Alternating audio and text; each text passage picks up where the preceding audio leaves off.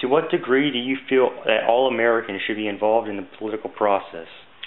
Well, I think, again, the most important, people, get out to vote. People should go vote and stuff for what they believe in. But I really think that voting is almost moot unless you really start digging into a lot of these fundamentals that I'm talking about. There's a great video called The Philosophy of Liberty that I promote a lot online. It's a YouTube video. It's animated. If you do a search for it, you'll find it. But it's excellent fundamental learning tool of some of the principles of liberty. And I really believe that before jumping in wholeheartedly to the political process in America, one should really take some time and educate themselves about liberty, these principles, the philosophy of liberty. Instead of just jumping on a bandwagon and say, well, you're Republican, you're conservative, whatever, or you're liberal, you're Democrat. Well, what does that really mean? Where in history is there actually a philosophy of liberalism or a philosophy of conservatism? It doesn't exist. Thomas Jefferson was a liberty advocate, and he's known or was considered a classic, or at the time, a liberal. And we use these terms, and they've been twisted so much that really the most important thing that young adults especially, because a lot of people that are dyed in the wool, whatever they are just going to be that way no matter what. But young people really need to get into understanding more about the philosophy of liberty and the rule of law, as opposed to things like anarchism. Like jumping for anarchism. That's not gonna. You can't really have freedom in an anarchistic society without any kind of rule of law whatsoever. You have to have some kind of rule of law.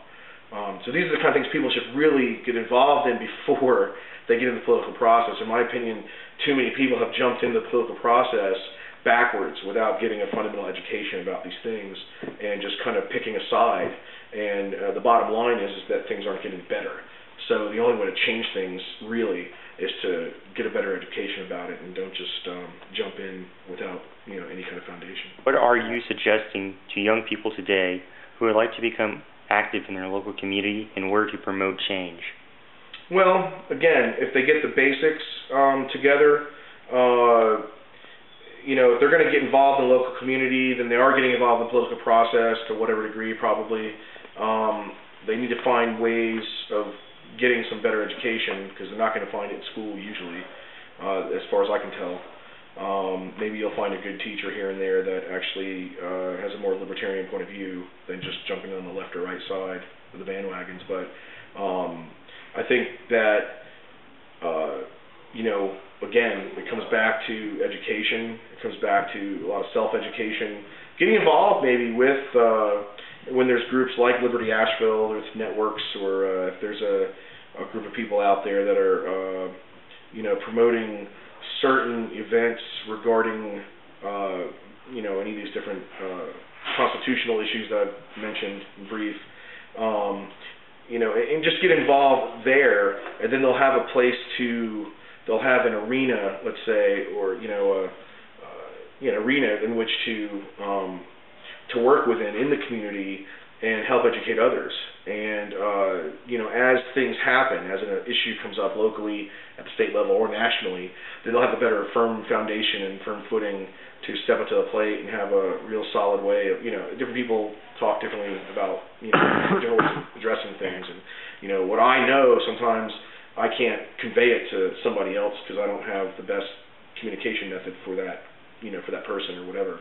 So I think the more people that get involved in this and they can, reach out in the community, and when various events come up. But again, you gotta learn about some of these fundamentals before just jumping in. So I think that's really the most important thing to do first. How will you continue to remain involved throughout your life? What would be your minimum level of involvement? Well, I don't know. I don't think I ever want to run for office, but I want to continue educating myself more, about liberty, educate myself more about, things I don't know. I'm not an economist by any means, really. I never took economy or economics class in school or anything. I've learned a little bit here and there, but I think I want to continue educating myself more and be involved at the educational level wherever there's opportunity. When events come up where people are misguided in any way, I'd like to go and just challenge them, intellectually, about these various things and ask them questions and get them to think. And I want to continue doing that for sure. I guess that would be my minimum level of involvement. When a Liberty candidate comes along, like Ron Paul or Dr. Dan Eichenbaum, I want to do what I can to support their campaign, because they're speaking truth. And we don't have enough politicians speaking truth out there. So these are the kind of things I'd probably like to continue doing. Please share any advice or encouragement to the young people today. Well, again, I would do not trust what the experts say. I would educate yourself. I do not believe that you're going to get a lot of this education in school.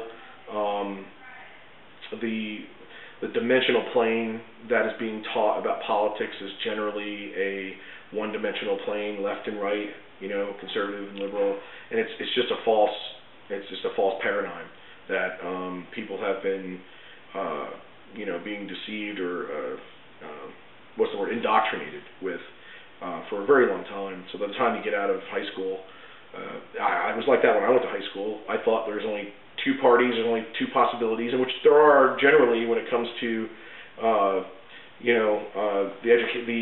election system in our country, because we use plurality voting.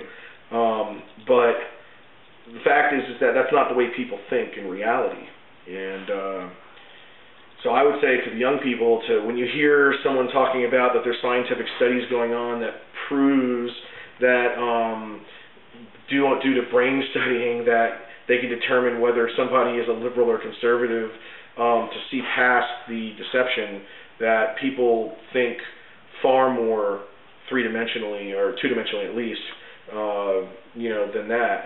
And research things for yourself and challenge the status quo. Because remember, the status quo is what has gotten us exactly where we are right now. And unless the new generations coming up through this educational system start to really dig in a little deeper and challenge the status quo, you can expect things to go on just as they've been going on for a long time here in America. It doesn't matter what politician says they're going to change things. That's just a marketing hype. So really, it's about educating yourself about the philosophy of liberty, and that's the best advice I can give. Thank you. You're welcome.